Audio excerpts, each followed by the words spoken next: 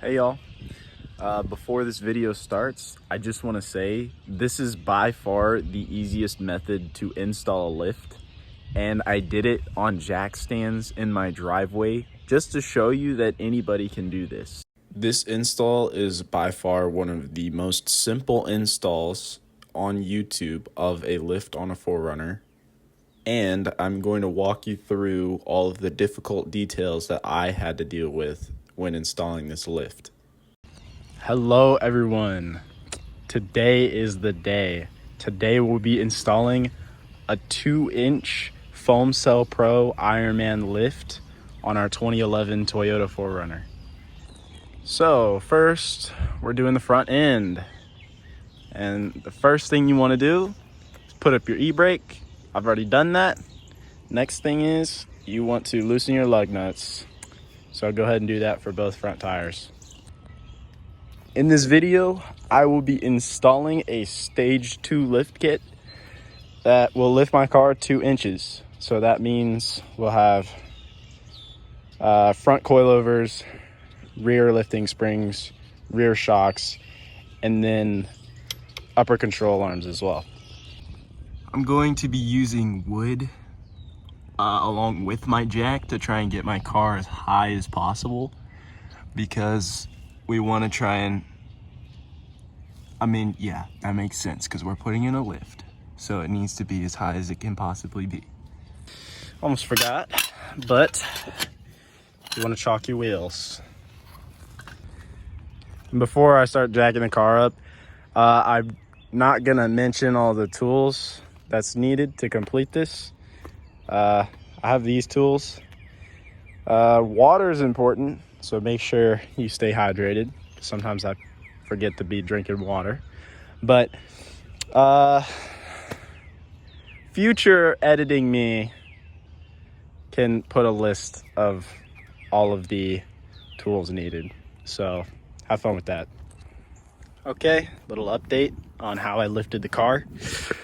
I had to put my jack stands on cinder bricks because my regular jack stands were not tall enough.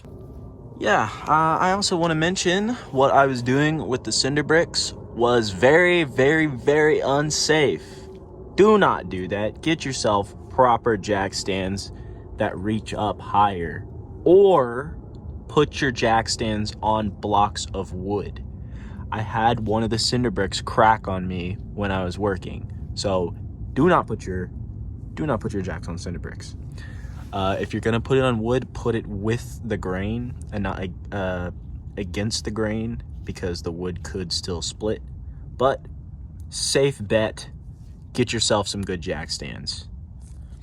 Most of the videos I see, people are doing this with a lift, so I wanted to show how I'm gonna do it with jack stands. For my jack stands to get at this height, you need to be able to lift your car at least 19 inches. Mine's about 19 and a half.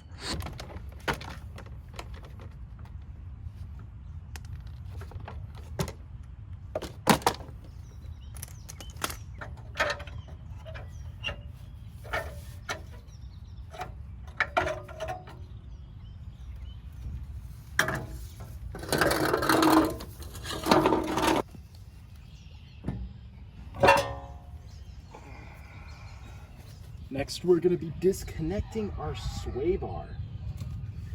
So what does that entail? You get your Allen key here. For this, I'm using this wrench. Makes it a lot easier. It's a 1/4 bit, or a 1/4 socket. Your tie rod end is now able to come out. Congratulations. So go ahead and pull that thing out. And this is very insightful for me because both of the bushings on my tie rod end are blown. So this is a good opportunity for you to be able to look at your car and see stuff that needs to be fixed. Now here we are under the car. You want to disconnect your sway bar. So this is a 14 millimeter on each side. Over here too, I'm gonna take off this wheel. Same thing I did with this side, gonna take off that tie rod end link, and I'm gonna take off these bolts as well. So I've removed the bolts on the sway bar. It can move pretty freely now. I've kind of pulled it up out of the way. This is just so we can maneuver the sway bar out of the way to get the strut out.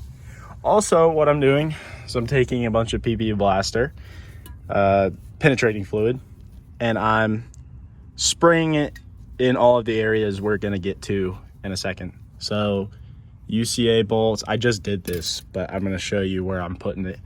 Up here and down there where the strut bolts in, and back here at the strut tower bolts, just to make our lives easier once we get to that. All right, now we're taking off this upper spindle bolt that attaches to the upper control arm. Actually, I just noticed something.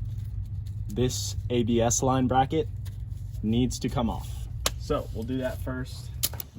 Okay, yeah, disconnect that. Simple, just screw the bolt back in there so I don't lose it. Same with our sway bar bolt. Try to get this up out of the way. It's actually pretty good. Hopefully that doesn't fall. Next, all we need to do is get this cotter pin out. We need to get that. Ah, there we go. Oh, that's what that looks like. Okay. You want to get your 19 millimeter.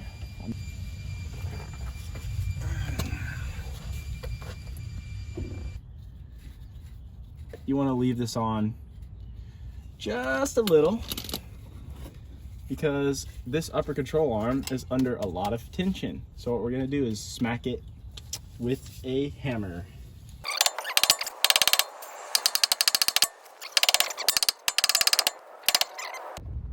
All right, hopefully this will go better this time. I got a better hammer.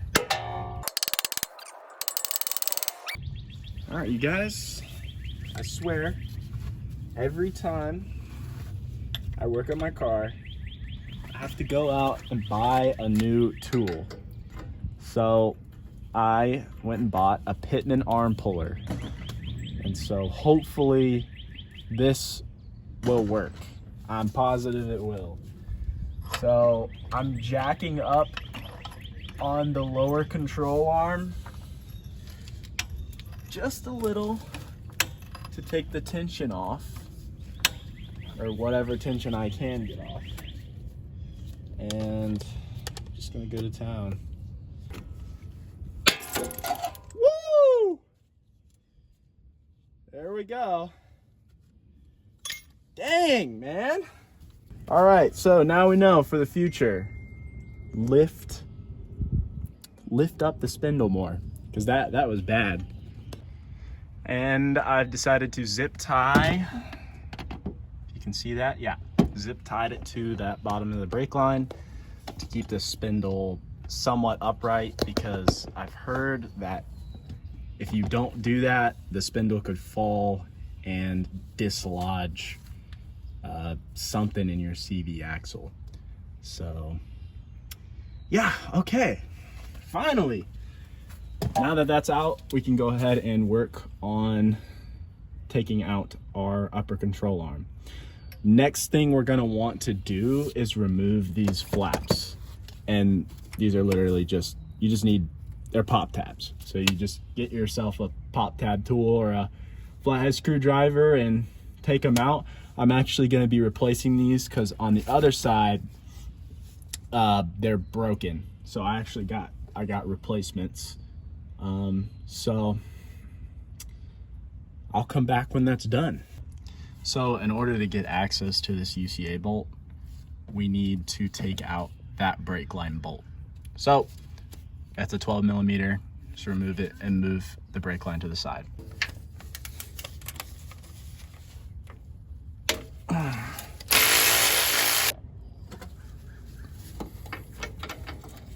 So I'm moving it forward just enough to where I can get a socket on it. Loosen that thing. I love this long breaker bar.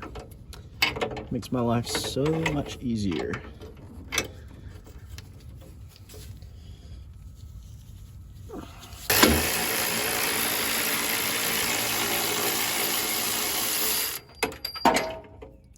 All right.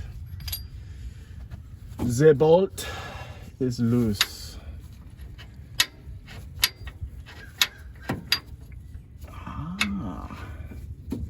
So, as you can see, I just tried to pull the bolt out and there is a line blocking the bolt. So, I'll meet you up in the engine bay and show you which line to take out. All right, now we're up in the engine bay. We have these AC lines blocking the bolt from coming out. I'm not sure if you can see that or not, but you will see on your own car. All we need to do is just unbolt this 10mm and the AC lines will be able to move more freely so that we can wiggle the bolt out. All right, I got the bolt out. There it is. Now, I'm gonna try and explain what I did. So with this small line right here, I literally just pushed it out of the way. It's able to bend a little bit. With this larger line, it wasn't in my way. But what I ended up doing with the bolt was I would twist the bolt and just pull it. So I got some pliers and just twisted the bolt and used my fingers to push it out. And our upper control arm, it's right here. There we go. Let's go. All right, it's now time to break loose our top bolts. I'm gonna try and get my breaker bar in there. All right, perfect. In there. We'll see if that gives us trouble. And it does. Okay. Gotta use a wrench instead. And I got it. Let's go. I think my next tool purchase is gonna be a ratcheting wrench, because doing this is a pain in the butt. Next, we'll be taking care of that bottom bolt. So I already loosened these top three. So I'm just gonna get this bottom one loose. Oh my gosh, look at that. Little to no effort. And this car is a 2011.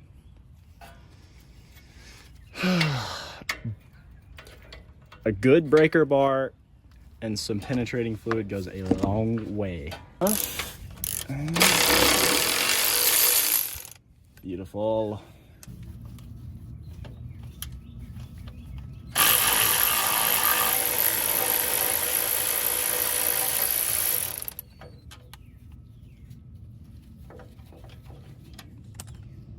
Screw number 3. All right, what we're gonna be doing is I'm gonna lift the sway bar up, get it up out of the way.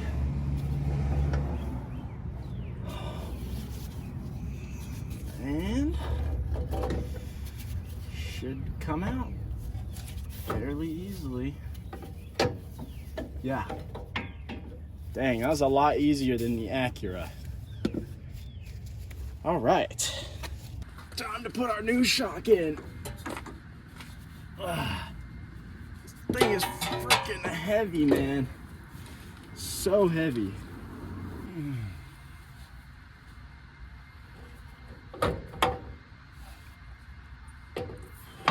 Let's see. How low can we get this?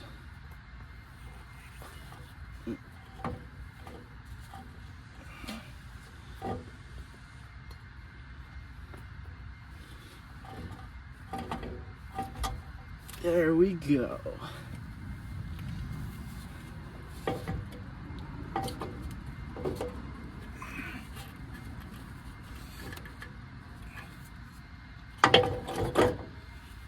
All right. Our foot. And we're good. Perfect, man. This could not go any better. Okay. All right, I've got the strut in. Have not torqued anything yet. I'm gonna wait to torque everything after I get the upper control arm in. So I'm just gonna walk you through the process of how I'm gonna do this. I'm gonna go back through the hood.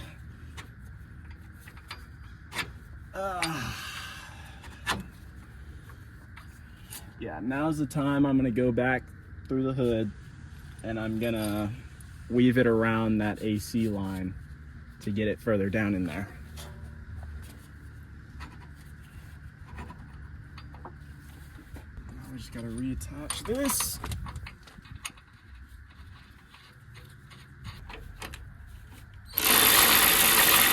Yeah, okay.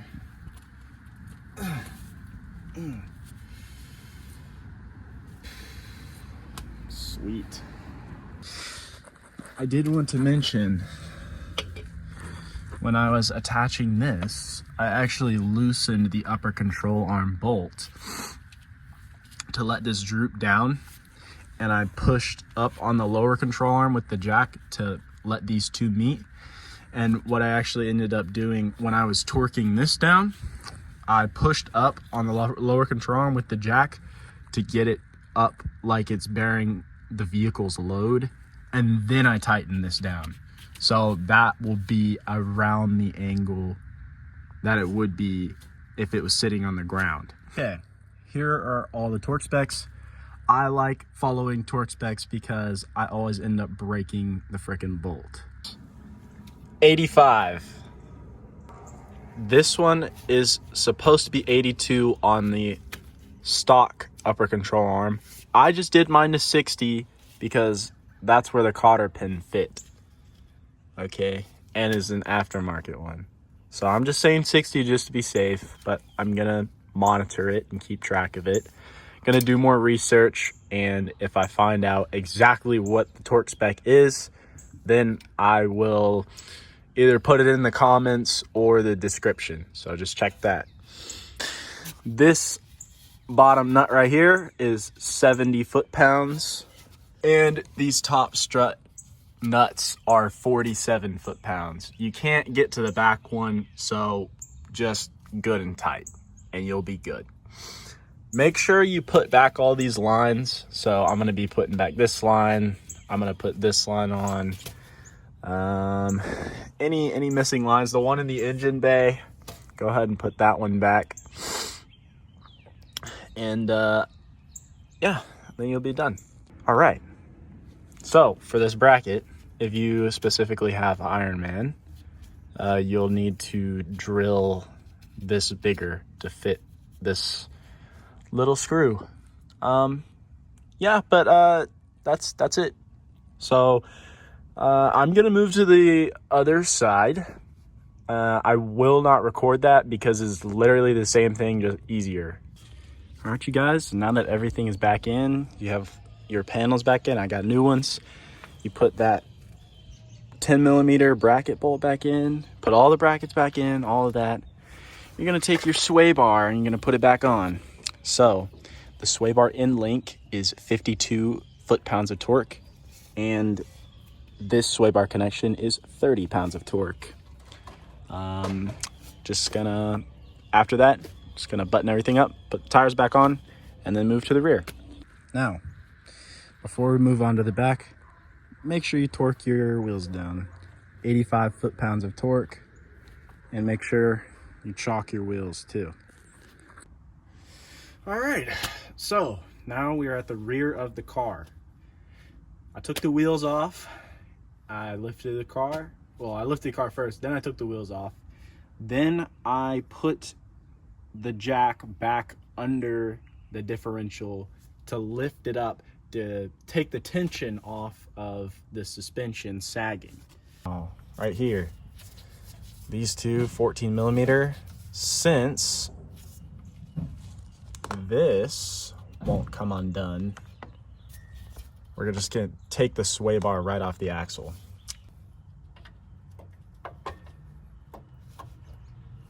$14 millimeter.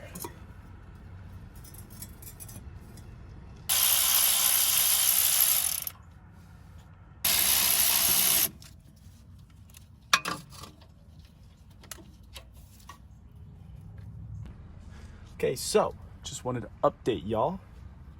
I took off the sway bar. All you have to do is go on each end. There's 14 mils on the other end too. And there's a little hook at the bottom. You can just pull that down. So now that's off, not connected to the axle. Now the axle can drop further. Okay. Okay, you guys. So we will be removing this bolt. It is a 19 millimeter. I cannot tell you how many freaking times I went to my basement, 3 times, 17 millimeter, 18 millimeter, 19 millimeter. It's a 19 millimeter. So you're gonna want to loosen that.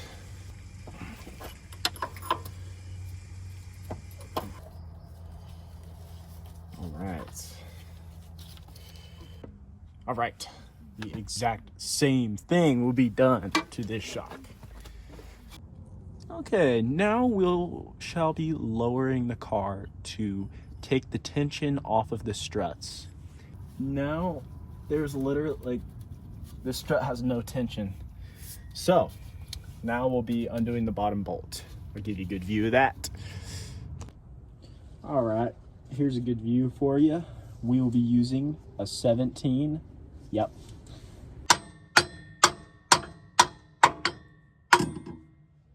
Should not have been that difficult, but it was. This thing. There we go. It's off now. Apologize about the lighting, but there we go. Just go ahead and do that to the other side. Let's see how far down we can get our axle. I'm hoping I don't have to take off the panhard bar. Not looking forward to that if it happens.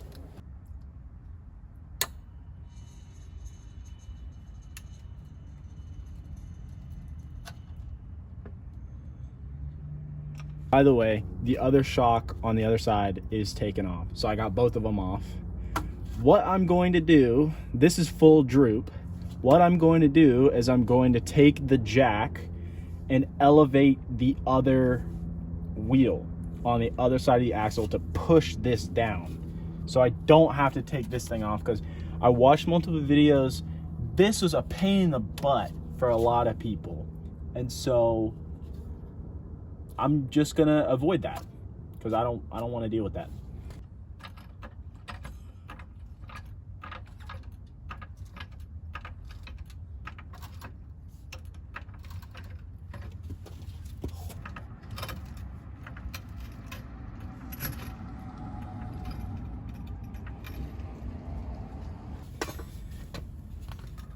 Yeah.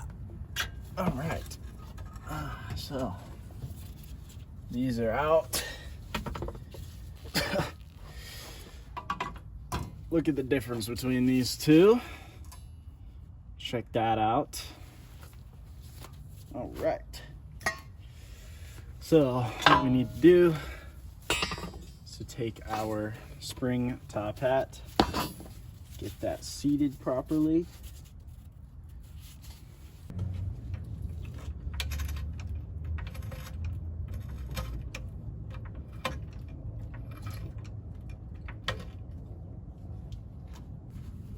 Looks completely split, messed up. It's good I get to look at all my bushings this way.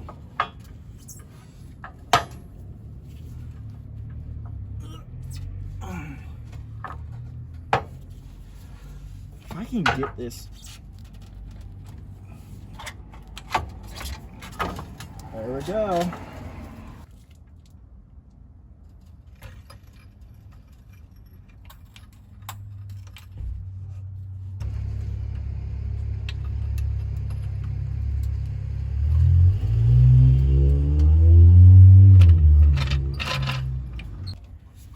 All right, now let's move on to the other side.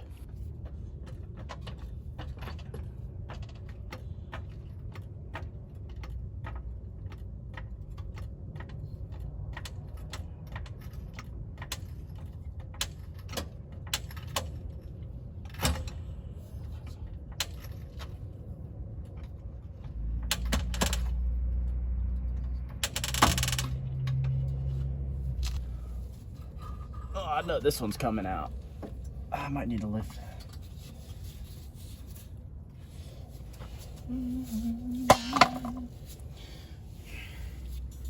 Bye, old spring. Here. Oh, come on. Oh, yeah, dude. That's exactly what you want. Folks, it could not get better than this. It really couldn't get better.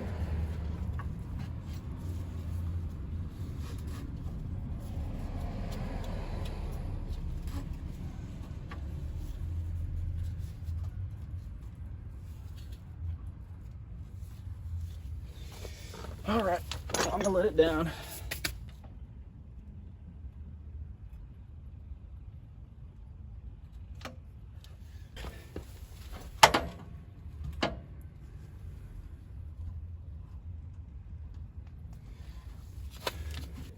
So just lift your car back up by the diff. So we're putting in our struts now.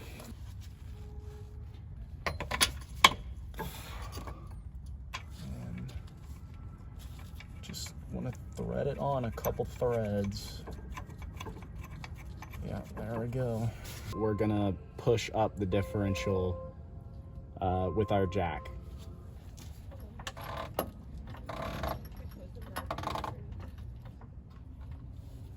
Hiking, chilling out, dude. Anything.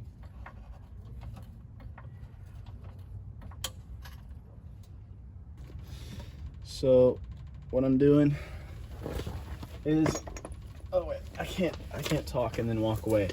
I'm just lifting up the axle more and more.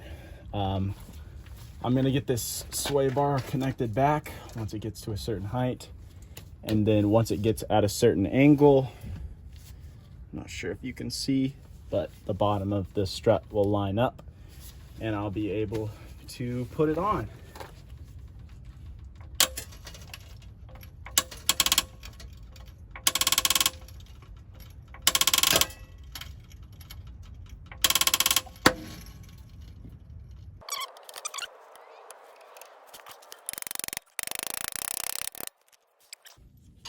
You know what? I don't even think I needed to hit that with a hammer that much, which is disappointing.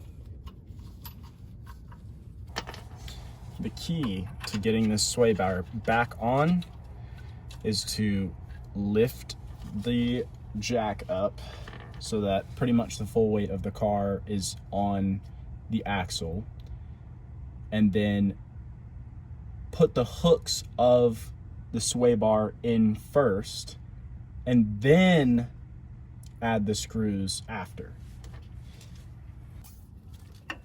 There we go. There we go.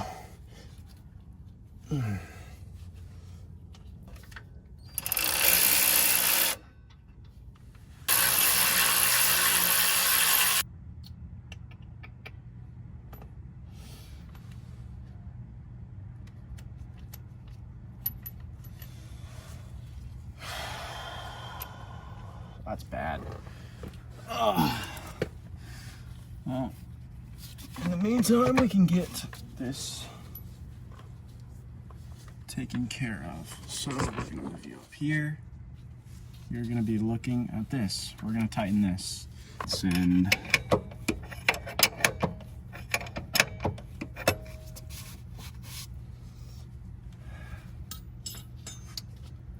obviously repeat on the other side.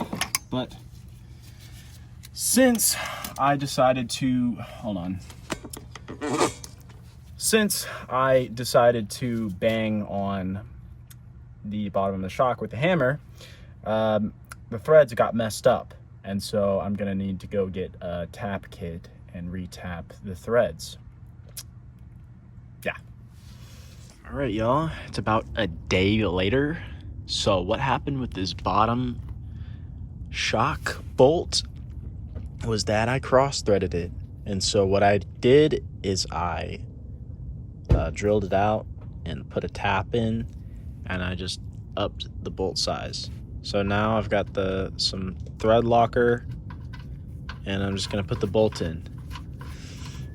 Make sure you twist your bolts in by hand. Don't learn the hard way like I did. Okay, so I'm gonna rattle off the torque specs really quick. Top bolt, good and tight. Just get it tight. Not too tight, obviously, because there's these bushings here. You don't want to completely crush them, but tight enough to where this is seated up in there. It's supposed to be 22 foot-pounds of torque, so if you find a way to get a torque wrench on it, congratulations. These two bolts, I'm torquing to 50 foot-pounds of torque. And this one should be 70 foot-pounds of torque. I did mine to 68 because it's a different bolt, and it was scary, but 70 foot-pounds of torque for this bolt. Yeah.